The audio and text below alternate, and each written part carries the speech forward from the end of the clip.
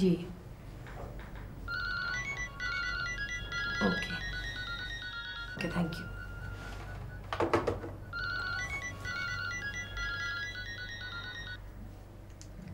Hello. Adib বলছি, কেমন আছেন?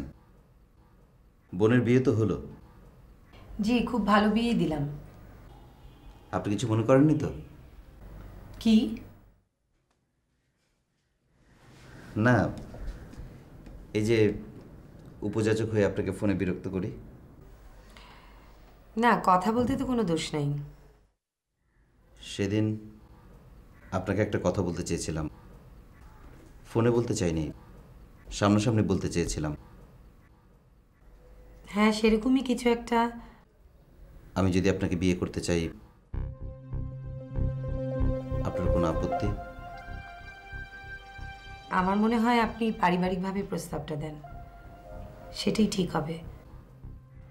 আচ্ছা, ঠিক আছে। আচ্ছা একটা সত্যি কথা বলবেন? জি বলুন। আপনি আমাদের পিছু নিলেন কেন? জানি না দূর থেকে আপনারা আমাকে কেমন ভাবছেন, তবে একটা অপরাধ বোধ সবসময় আমার ভিতর কাজ করে। মনে হয় ভুল করে ফেললাম। আপনার বোনকে এভাবে কষ্ট দেওয়ার ইচ্ছে আমার কখনোই ছিল না। আপনার কথায় আর এখন সেই মানুষটাকেই আপনি বিয়ে করতে চাইছেন, সেটা কি ঠিক হচ্ছে? শুধু একটা ছোট্ট ঘটনা দিয়ে একজন মানুষকে কি পুরোপুরি বিচার করা যায়?